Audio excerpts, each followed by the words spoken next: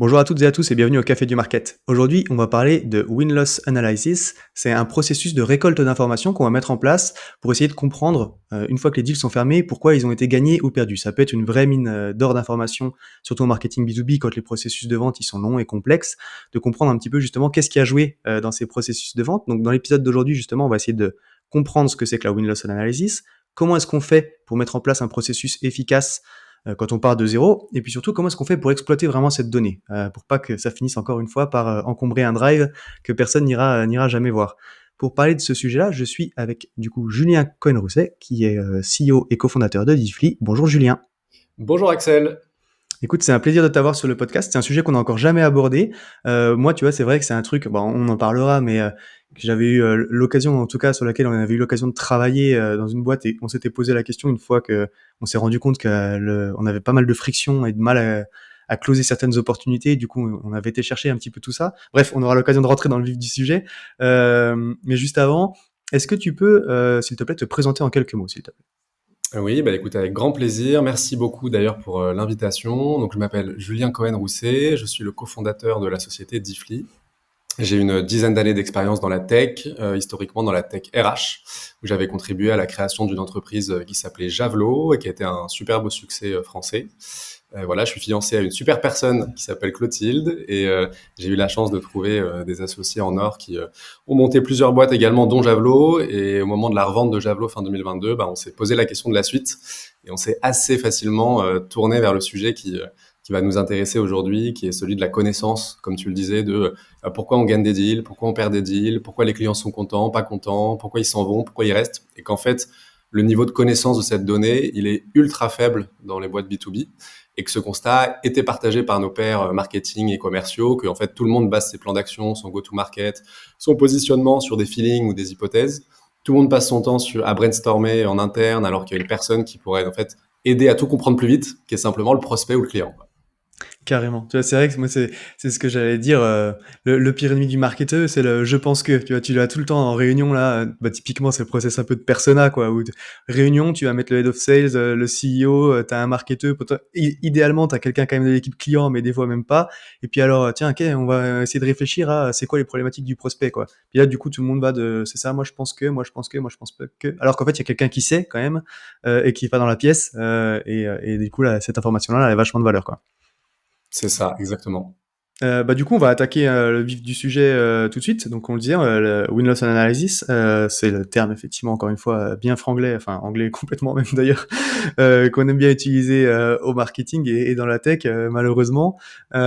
Du coup, j'allais dire, bah, si tu peux revenir un petit peu sur qu'est-ce que c'est, pourquoi c'est important et dans quel contexte, en fait, dans quel contexte ça peut être intéressant de l'utiliser, pourquoi on le sous-estime aussi en B2B, quoi.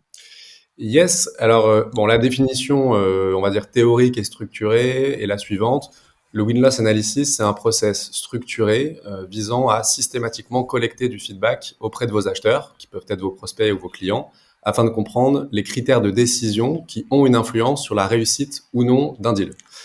C'est souvent impulsé par les équipes marketing et c'est faire en sorte tout simplement de ne jamais finir un processus commercial ou de relation client sans demander un feedback, que ce soit avec un prospect, avec un client existant, avec un client qui s'en va. Donc le principe assez pragmatique, c'est simplement d'avoir un rituel de feedback systématisé en temps réel. On se rend compte aussi que, bon déjà, toutes les boîtes s'y mettent là depuis 5 ans sur le win-loss analysis, mais qu'en fait, il y a des niveaux de maturité différents. Si on te parle, pour répondre à ta question sur la définition d'un excellent programme de win-loss, ça passe généralement par 6 piliers, assez simples à comprendre. Un, le fait de le faire en continu. Ça, c'est important parce qu'en fait, la vérité du lundi est pas celle du vendredi. Donc, tu peux faire une analyse Mhm. one shot sur pourquoi tu perds des deals et en fait, 3 mois plus tard, c'est plus le cas parce qu'aujourd'hui, tout va très vite et tout est très dynamique. Pilier numéro 2, que ça se fasse à l'échelle. C'est important de structurer l'approche, pas uniquement sur un périmètre uniquement focus. 3, et peut-être un peu contre-intuitif d'ailleurs, que ce soit fait à la fois sur les wins et les loss. Donc, c'est pour ça qu'on parle de win Ouais. analysis. En fait, les clients contents et les wins, de pourquoi un prospect t'a pris, t'apportent parfois autant plus qu'analyser uniquement les lost. En France, on peut être parfois un peu pessimiste pour analyser uniquement les insights des deals que tu as perdus, mais en fait, comprendre pourquoi tu as gagné un deal, c'est souvent, il y a énormément d'apprentissage associé à ça. Mhm. Quatrième pilier, que ce soit à la fois quantitatif via des questionnaires et aussi qualitatif.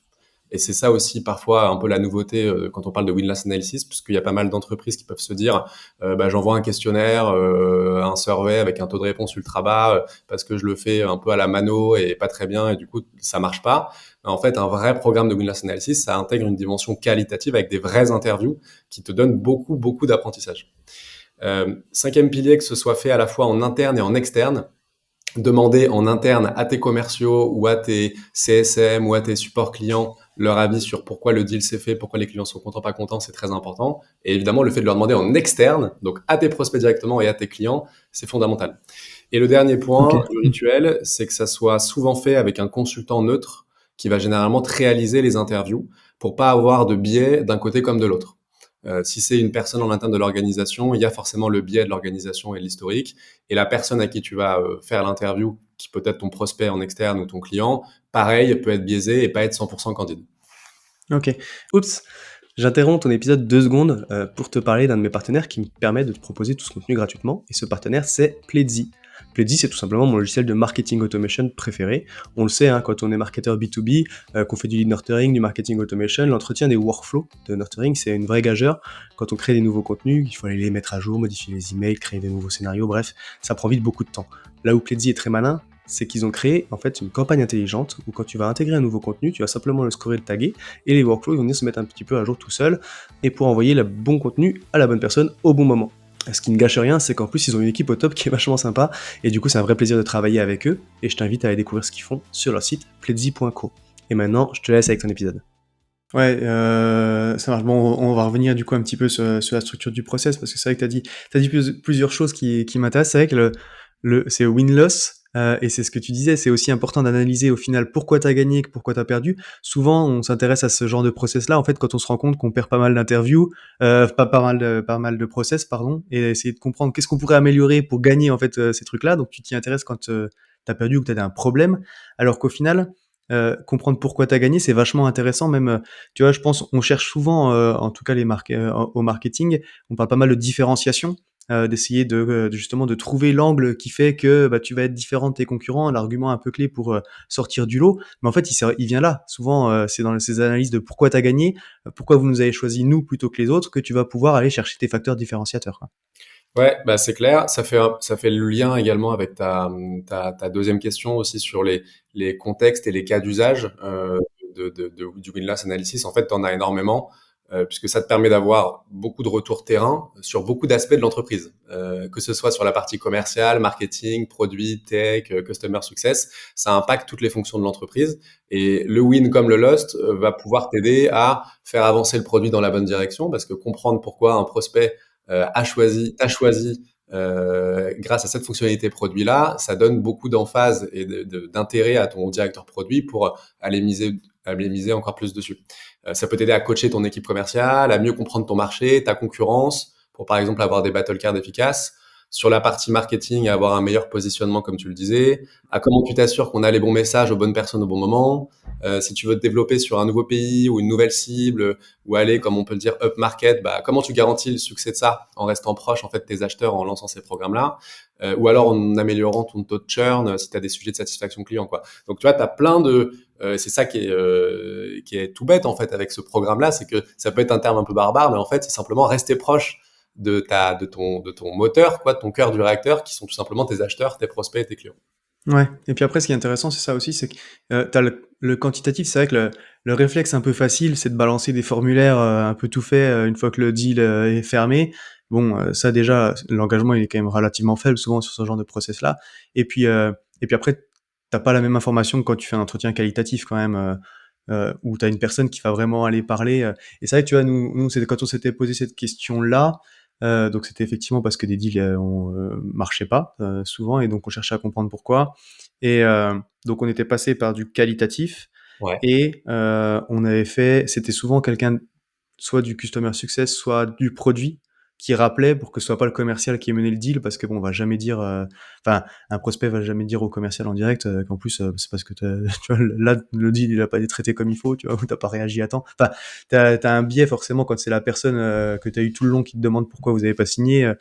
Bon, t'es moins honnête ou moins transparent, toi, c'est ce que tu disais, potentiellement, dans l'idéal même de passer par des process neutres Ouais, pour essayer de caler ça, quoi. ouais, et après, c'est aussi un métier, hein, tu vois, faire une interview qualitative de recherche en posant les bonnes Mm. questions, en creusant, en posant plusieurs fois pourquoi au bon moment, en laissant les bons blancs, en te mettant aussi dans les chaussures de ton interlocuteur pour comprendre son fonctionnement, ses peurs, le pourquoi.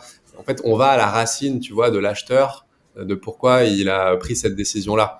Donc, effectivement, le côté neutralité, il est ultra important ici.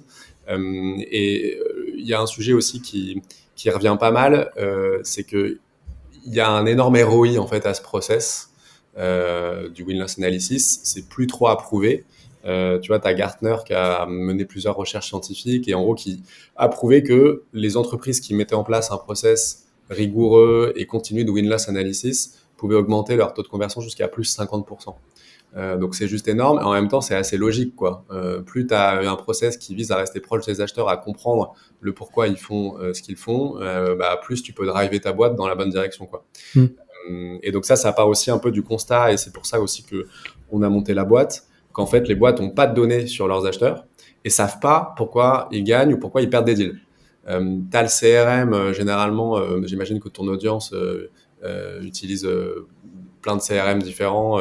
Et généralement, ce qui se passe, c'est que ton CRM, il va te dire le quoi, il va Ouais. rarement te dire le pourquoi.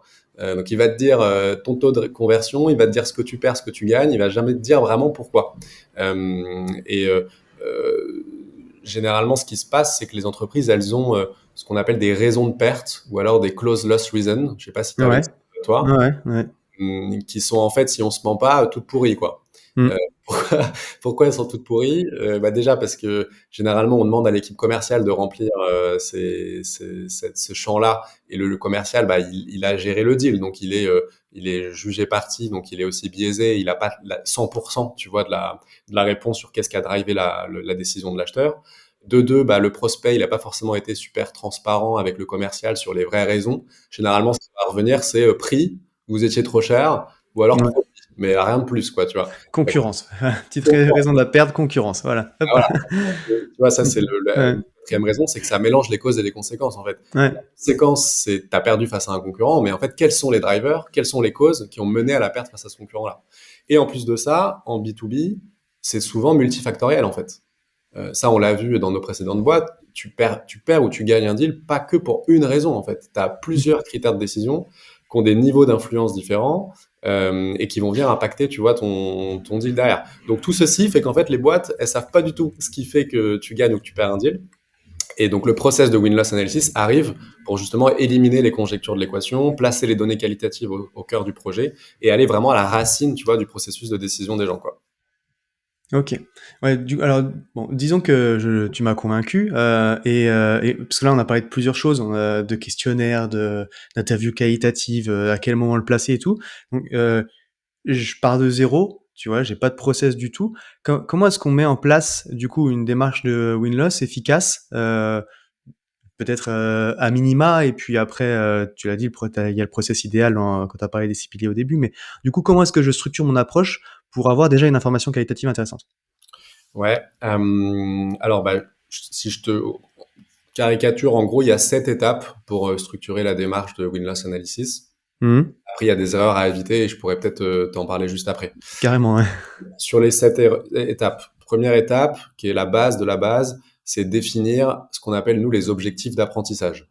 La base pour structurer une démarche de win-loss, c'est quels sont tes objectifs d'apprentissage, où est-ce que tu as des blind spots, tu vois. Et ça peut être vraiment différent d'une boîte à une autre, et aussi de qui va être le owner du win-loss analysis, quoi. Je te donne, tu vois, plusieurs exemples qu'on peut avoir chez nos clients. T'en as qui veulent beaucoup mieux connaître leur concurrence. Et donc, ils vont avoir un objectif d'apprentissage sur un concurrent en particulier qui va vite, qui leur prend des parts de marché, etc. T'en as d'autres qui vont recruter des commerciaux et monter une équipe commerciale et aider cette équipe à grandir. Et donc, leur objectif d'apprentissage, c'est comment on coach mieux cette équipe commerciale pour mieux vendre, être plus structuré et plus qualitatif dans leur structure de vente. Autre exemple hyper précis et intéressant, on a des clients, leur enjeu, c'est de mieux comprendre le ventre mou des deals. Donc, tu as toutes les propositions commerciales qui n'aboutissent pas, toutes les discussions qui s'arrêtent soudainement, tous les projets qui avortent sans trop de raison. Bah, ils veulent vraiment savoir pourquoi. Ils sont potentiellement assez au clair sur les vrais deals gagnés et perdus. En revanche, tout le ventre mou, bah, ils ont besoin de savoir pourquoi ça coince dans le funnel de vente. Et il y a des vraies raisons pour le coup à ça. Ça, c'est un des objectifs d'apprentissage. Tu peux en avoir plusieurs, hein, tu vois. Il y a des boîtes avec qui on peut bosser, comme Adobe ou autres, qui ont plusieurs objectifs d'apprentissage. Étape 2, définir après le périmètre de l'analyse. Donc ça, en fait, c'est un truc, c'est définir en fait les segments et les types de feedback que tu veux aller faire, que ce soit qualitatif ou quantitatif. Déjà, un truc tout bête, hyper simple, c'est de dire, t'automatises sur 100% de tes deals une demande de feedback via un sondage quantitatif en fin de process de vente. Donc c'est simple, c'est light, c'est ultra activable et tu termines plus un process sans demander un feedback au même titre que tu te brosses les dents chaque matin. Tu vois, ça devrait être une base pour toutes les boîtes. Et après, si tu veux aller plus loin, tu vas segmenter un périmètre sur lequel tu veux faire des interviews qualitatives, sur lesquelles tu veux vraiment avoir de l'apprentissage. Et donc ça, après, c'est à toi de définir, bah, est-ce que c'est tous tes deals d'un certain montant? Est-ce que c'est tous tes deals en situation de concurrence? Est-ce que c'est tous tes deals sur une nouvelle ligne de produit? C'est très lié à tes objectifs d'apprentissage, tu vois. Ouais, sur un type de client particulier ou des trucs comme ça, des segments de marché. Voilà, exactement. Étape 3, définir ce qu'on appelle ta bibliothèque de critères de décision. Donc, au début de ton programme de win-loss, tu définis entre 25 et 30 critères de décision actionnables. Donc là, on parle pas des close loss reason du CRM avec perte face à la concurrence ou plus de nouvelles ou autre, hein. On parle d'une vraie bibliothèque de critères de décision qui peuvent être segmentés en thématiques, par exemple accompagnement client, expérience commerciale, entreprise, tout ce qui est réputation, Ouais, référence, etc., prix, produits et services, etc. ouais. Euh, et c'est important de garder toujours cette bibliothèque de critères de décision d'un deal à un autre, quoi, pour pouvoir comparer et rendre après l'analyse actionnable. Quatrième étape, définition de ta stratégie d'outreach, puisque du coup, comment tu fais pour booker les interviews ou comment tu fais pour récupérer les questionnaires, donc qui envoie les mails, est-ce que tu fais un programme d'incentive, etc., etc. Ouais, c'est ce que j'allais dire. Tiens, ça c'est quelque chose qui fonctionne du coup pour essayer de récupérer ces interviews parce que au final, on a du mal à avoir les leads en amont pour bon, une fois que la conversation elle a avancé dans un deal commercial, souvent les gens sont peut-être plus ouverts, ils se connaissent déjà quoi. Mais c'est difficile d'aller prendre du temps pour une interview qualitative. Du coup, ça arrive de mettre en place des systèmes de récompense quoi. Enfin, Ouais, alors ça peut arriver. Après, pas sur tout le monde, parce que on se rend compte que quand la démarche elle est bien amenée, ça marche bien en fait. Ce qui est assez logique en fait, hein. On parle d'environnement B2B avec un cycle de vente qui parfois peut être un peu long. Quand tu l'amènes bien, la moindre des choses, quand tu es un commercial qui a passé du temps avec un prospect, que ce prospect dise oui ou dise non, la moindre des choses, c'est de donner un feedback derrière, tu vois. Et ça, tout ouais, le monde entend plutôt bien. Et généralement, quand tu as des entreprises qui expliquent le process en disant, voilà, qu'on gagne ou qu'on perde le deal, on a un process de qualité qui vise à nous améliorer, à récolter votre feedback. Est-ce que vous seriez OK de passer 30 minutes à la fin du process de vente? Et d'ailleurs, on a même des clients qui pré-bookent, si tu veux, un rendez-vous de principe, tu vois, pour ok. faire une vidéo à la fin du cycle de vente, pour continuer à s'améliorer, qu'on gagne ou qu'on perde, tu vois. C'est hyper quali. D'ailleurs, ça te différencie aussi de ta concurrence. Donc, quand Ah, tu donc tu l'as. l'annonces avant même, en avance de phase quoi. Ça, c'est les meilleures entreprises, tu vois, qui le font. T'en as qui vont pas oser le faire et t'en as qui le font. Mais ça fait la différence, parce que quand t'es prospect et que tu fais un benchmark, et quand t'en as un qui te dit, bah, nous, on a un process d'écoute client, d'amélioration de feedback, bon, ça te donne de bons présages pour la suite, quoi. Tu vois. Ouais, ouais. Donc finalement, le côté incentive peut intervenir. Tu vois, on a des initiatives comme une interview, un arbre planté, ou un don à une asso, ou autre. Tout ça, c'est des choses qui sont faisables, mais parfois, c'est même pas forcément nécessaire. Quand c'est intégré dans les processus sales de demander un feedback à la fin du deal, ça marche plutôt bien. En tout cas, il faut Ok. réfléchir à cette stratégie d'outreach. Euh, Étape 5 qui est un peu liée à l'étape 4, qui est définir tes séquences mail, d'envoyer des mails à la fin des processus de vente si tu bookes pas l'interview directement. Et après, étape 6, le guide d'interview. Donc, définition d'un guide d'interview où tu vas en fait refaire le match. Donc, tu vas aborder l'overview du deal, l'origination du deal, la solution, le produit ou le service, l'expérience commerciale, le pricing, la négociation, le benchmark, la compétition, le comité de décision, comment ça s'est passé. Donc là, tu vas vraiment à 360 faire une vraie analyse. Et c'est là où c'est un métier, tu vois. Évidemment, tu peux le faire en interne et c'est mieux que rien. Et nous, on recommande déjà de commencer par le faire en interne si jamais il n'y a pas de budget à allouer. Après, si tu veux structurer et passer une étape, derrière, après, il faut que tu le structures beaucoup plus, quoi. Ouais. Et Voilà. ça fait le lien, du coup, ce guide d'interview avec tous les critères de décision et les segments que tu as pu définir avant sur qu'est-ce que tu cherches à apprendre, quoi. Et ouais, bien sûr, parce que Mm. on se rend compte aussi que bon, la valeur du win-loss, c'est vraiment t'aider à comprendre les drivers qui fait que tu gagnes et les drivers qui fait que tu perds. Et d'avoir cette analyse d'un point de vue macro, c'est-à-dire nous, on vend souvent à des C-level, en fait. Hein. C'est Mhm. souvent sujet strat. Hein. Le win-loss, c'est souvent abordé d'ailleurs en board, hein, qui est assez strat, en fait, pour les boîtes. Et donc, tu peux avoir cette analyse d'un point de vue macro, ok, d'un point de vue global, boîte, voilà pourquoi je gagne, voilà pourquoi je perds, mais aussi d'un point de vue plus segmenté. Tu vois, face à ce concurrent-là, sur cette ligne de produit, et les raisons sont pas toujours les mêmes. C'est pour ça que c'est très important toujours d'avoir un guide d'interview quand même assez structuré. Mm. Voilà, et pour terminer, l'étape 7, qui est très importante, c'est le côté communication en interne sur Ouais. l'initiative, qui est finalement toute simple et assez logique, mais important quand même de communiquer en interne sur qu'est-ce qui va se passer, quelles vont être après la manière de partager les insights, notamment à toute la boîte, quoi. Ok, bah justement, tu vois, parce que là, tu me fais la passe décisive pour la question d'après, parce que c'est ce que j'allais te dire. C'est au final, en faisant ça et en structurant ce process-là, là, tu mets en place bah, c'est le but hein, d'ailleurs, un processus de collecte de données. Au final, où tu vas récupérer potentiellement une grosse quantité d'informations selon ton volume de deal. Comment est-ce que tu l'exploites? Parce que le penchant un peu de ça, tu vois, je pense à tous les enregistrements de call sales, par exemple. On en parle pas mal aussi maintenant, tu vois, dans les processus, surtout avec l'analyse par IA qui est possible d'en faire et tout. Mais au final, il y a plein de boîtes qui enregistrent des call sales et puis c'est jamais analysé. Donc comment est-ce que tu fais pour garantir? Qu'est-ce que tu mets en place? Comment tu exploites au final toute cette donnée?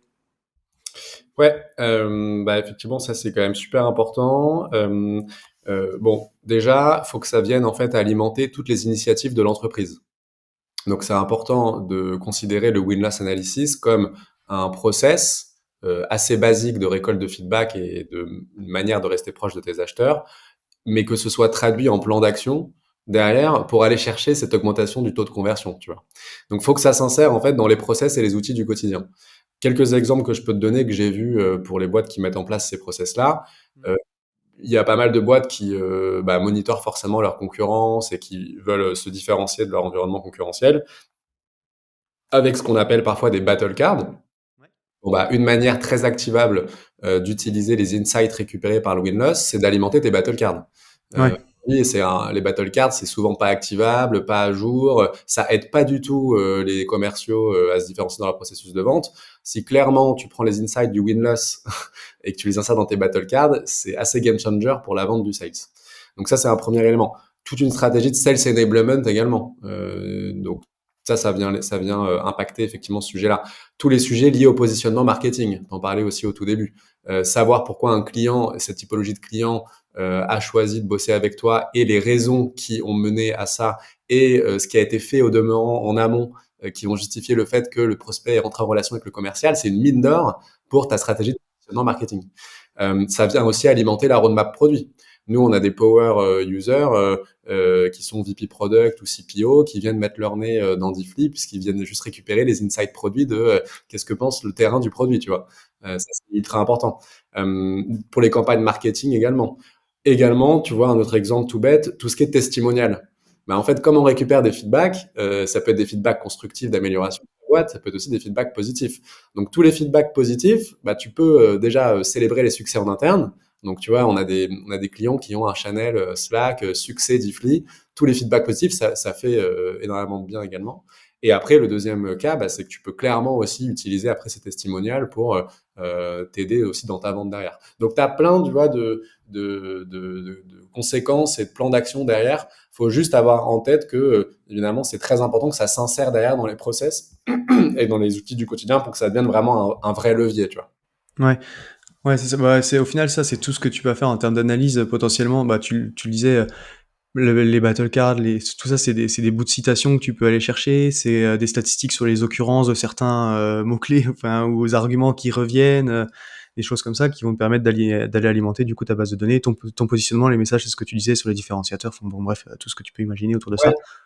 Ouais, c'est ça. Et pour le coup, l'IA aide énormément, tu vois. C'est important de traiter, de classifier, de partager les données en interne, d'utiliser l'IA pour sortir facilement les tendances, de faire des rapports consolidés réguliers, de comparer aussi avec le passé. Enfin, tu vois, c'est finalement assez simple, mais c'est un vrai sujet, quoi. En fait, Mmh. tu vois, on pourrait parler de la pyramide de Maslow. Ouais.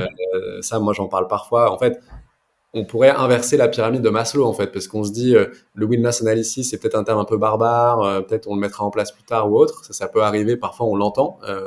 Alors de moins en moins, et aux États-Unis c'est déjà très démocratisé. Hein, t'as plus une boîte qui fait pas de win-loss aux US. En France et en Europe, ça arrive de plus en plus. Mais en fait, la base de la base, bah, c'est de rester proche de tes acheteurs et de les sonder en temps réel. C'est ça que tu vois qui doit driver derrière toute ta stratégie go-to-market, etc. OK, et donc dans ce process de feedback, tu vois, aussi pour l'utilisation au final, de ces données et être sûr que ça tombe pas, c'est ce qui est important, c'est qu'il y a aussi un honneur en entreprise, tu vois? Au généralement de ce que tu vois, c'est quoi? C'est plutôt parce que je veux dire, c'est éminemment on a parlé de positionnement, on a parlé de testimonials, machin, donc c'est plutôt un sujet enfin, on a l'impression que c'est un sujet market. Ça pourrait tout aussi bien être drivé par le produit ou impulsé par les commerciaux, mais peut-être moins drivé. Toi, qui est-ce que tu vois, c'est au comme propriétaire un petit peu de ce sujet-là, responsable de ce sujet? Ouais, bah, super bonne question. Nous, on a vu un peu de tout. Déjà, peut-être ce qu'on peut dire, c'est que tu as beaucoup de boîtes B2B qui se disent customer centric Mmh. et qui disent qu'ils veulent rester proches de leurs prospects, et de leurs clients. Beaucoup moins, en fait, mettent vraiment en place des choses et y parviennent, quoi. Tu vois. Mmh. Maintenant que je t'ai dit ça, du coup, on pourrait dire que ça relève tout de suite du dirigeant et carrément du CEO de la boîte, tu vois. C'est finalement assez logique, quoi. Ouais. Maintenant, effectivement, Oui, c'est transverse en plus comme sujet. c'est Du coup, transverse. avec les exemples qu'on a donnés, ouais. Mmh. Le CEO est souvent promoteur. Enfin, tu vois, c'est rare. Rares sont les CEO qui vont dire non, je veux pas écouter mon terrain, mes prospects, mes clients, quoi, si tu veux. Donc ça, c'est important de toujours avoir une implication des dirigeants et des C-level au travers de cette démarche-là. Généralement, les trois, quatre personas clés qui vont être impliqués dans cette démarche, ça va être les principaux managers en charge du marketing, de la vente, du customer success, également du produit. Donc, comme c'est assez transverse, ça peut être owné par plusieurs personnes. Tu as un job qu'on appelle celui du Product Marketing Manager, Ouais. qui généralement va aussi owner ce sujet-là. Moi, j'ai aussi vu des Sales Ops qui pouvaient owner ce sujet-là. Ça, c'est plus côté opérationnel dans la mise en place, tu vois, et le suivi et l'animation des insights et Mmh. le programme fonctionne.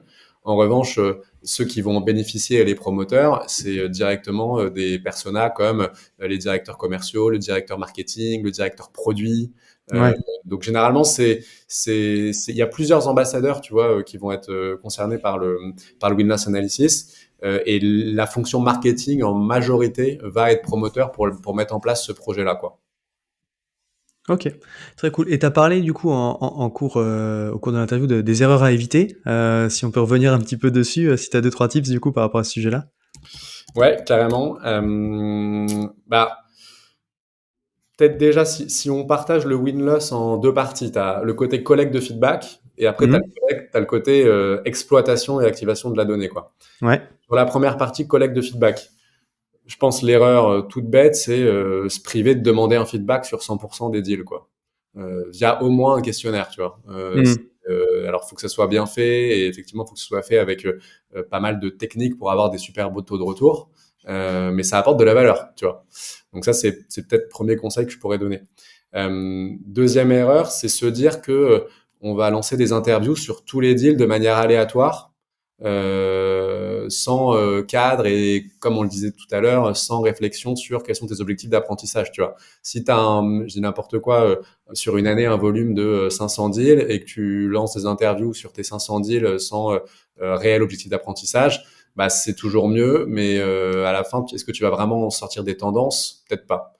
Ouais. Comme Voilà, toutes les initiatives market quoi, c'est, tout part de l'objectif quand même, que poursuivi quoi. Mmh. exactement. Peut-être une erreur qu'on pourrait mettre en avant, c'est le côté le faire uniquement en interne avec une personne qui pourrait être biaisée et qui ferait que les feedbacks seront moins candides, quoi. Parce que ça met l'acheteur dans une position où il sera peut-être pas 100% honnête, tu vois, pour donner vraiment son feedback. Après, je pense l'erreur toute bête, c'est aussi de pas l'automatiser. c'est important d'automatiser. Il y a pas mal de choses qui peuvent être automatisées dans ce process-là, notamment la demande des feedbacks avec le CRM, l'analyse derrière avec l'IA. Donc, avoir une dimension tech, c'est quand même important. Tu vois, on a vu des boîtes, alors c'est peut-être pas ton audience, mais un peu plus traditionnelles, qui lançaient ces démarches-là, mais à la mano. Bon bah, pour le coup, ça faisait perdre beaucoup de temps et c'était beaucoup moins efficace. Ouais. Après, comme on l'avait dit, ne pas le faire en continu, ça c'est tout bête, mais pour le coup, c'est une analyse en one shot, ça sera assez C'est un limité. instantané, ouais. C'est une photo à un moment donné, c'est pas forcément une vérité absolue, quoi. Exactement. Et après, ne pas impliquer les commerciaux ou les équipes qui en charge du suivi client sur l'initiative. En fait, il faut l'amener comme une initiative ultra positive, quoi. On cherche à s'améliorer, Mmh. on cherche à récupérer le feedback, et donc ça fait grandir tout le monde. Donc ne pas les impliquer, ça c'est quand même très dommage. Et après, le dernier conseil, c'est bien de commencer par un premier programme de win-loss ciblé, tout petit, plutôt que de rien faire, ou alors plutôt que de faire sur tout d'un coup, quoi. Tu vois, Ouais. c'est petit pas par petit pas, c'est souvent la bonne étape pour après structurer et grandir et avoir une vraie démarche derrière de win-loss analysis, quoi. Ouais, ouais. Ça, Mais c'est c'est sur la vrai que partie collecte. Ouais. ouais, pardon, je rebondissais sur ce que tu disais, mais c'est vrai qu'il y a peut-être cette crainte à manager aussi en interne de dire, bah, enfin, je pense aux commerciaux, tu vois, qui du coup sont responsables de leur process commercial, de se dire, «Ah, s'il y a les interviews qui vont tout de suite, tu peux te sentir remis en cause, quoi». Bah ouais, alors après, c'est marrant ça, on se rend compte que les meilleurs commerciaux ne le prennent pas du tout comme ça. Ouais.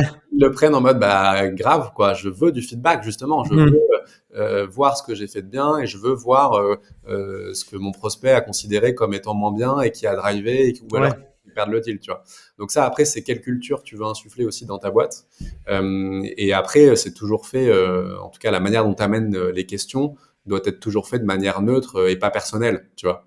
Euh, Ouais. bon souvent on se rend compte que le commercial a un impact énorme mais pas que, tu vois. Tu as le produit, tu as le positionnement marketing, tu as la réputation de la boîte, tu as les conditions tarifaires, tu as la manière dont tu as été négocié. Donc, en fait, il y a plein de facteurs, tu vois, différents qui peuvent avoir des niveaux d'influence différents.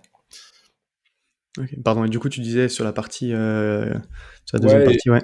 et deux petits conseils tout bêtes sur la partie exploitation derrière et activation de la donnée. C'est clair que, comme tu le disais, on peut vite tomber dans une pile de trucs que personne va lire, va exploiter, transformer en plan d'action. Donc, ici, c'est important, je pense, d'avoir un outil, même si c'est un Notion ou autre, quoi, qui partage l'info, qui classifie l'info par topic, par tag, utiliser l'IA pour synthétiser, pour suivre les plans d'action. Ça, je pense que c'est vraiment ultra important. Et après, tu as le challenge de la centralisation, du partage et de l'exploitation par les équipes. Donc, c'est important aussi de pas tomber dans je veux tout faire par moi-même et de faire appel à d'autres parties prenantes aussi. Ça peut aussi aider à rendre le programme de win-loss plus impactant. OK, très cool. Bah, écoute, merci pour tout ça. Ça fait déjà pas mal de petits conseils, si tu devais retenir une chose de ce qu'on s'est dit au final, au cours de la discussion, pour quelqu'un qui voudrait justement essayer de structurer un petit peu ce process-là, c'est quoi que tu mettrais en avant? Bah, je dirais, lancez-vous, même à petite échelle, quoi. Vous Ouais, posez pas trop de questions. En fait, on met des termes un peu complexes, analyse win-loss, post-mortem, tu vois. ouais, En fait, on a l'impression que ça peut être un peu un truc un peu compliqué, cerise sur le gâteau, mais en fait, c'est hyper pragmatique et on fait quelque chose d'assez vieux comme le monde, quoi. En fait, on appelle les gens et on leur demande ce qu'ils en pensent, quoi, tu vois. Donc, le dernier conseil que je peux donner, c'est voilà, lancez-vous, vous verrez très vite la valeur en posant des questions. Faites un questionnaire, envoyez-le, prenez votre téléphone, appelez vos prospects ou vos clients. Et si vous trouvez ça cool, après, vous pourrez passer à l'échelle progressivement. Et bien sûr, Diffly pourra vous aider. Mais voilà, le fait de se lancer pragmatiquement et d'inverser la pyramide de Maslow, c'est peut-être le résumé que je pourrais te donner. super. Bah, écoute, encore une fois, merci pour tout, Julien. C'était super intéressant. Si jamais il y a des questions pour toi, bah, on peut te retrouver sur, LinkedIn, du coup? Ouais, exactement. Parfait. Et ben écoute, encore une fois, merci pour tout et puis, bah, je te souhaite une bonne journée. Bah, merci beaucoup, Axel. C'était super. Excellente journée et à très vite. À très vite.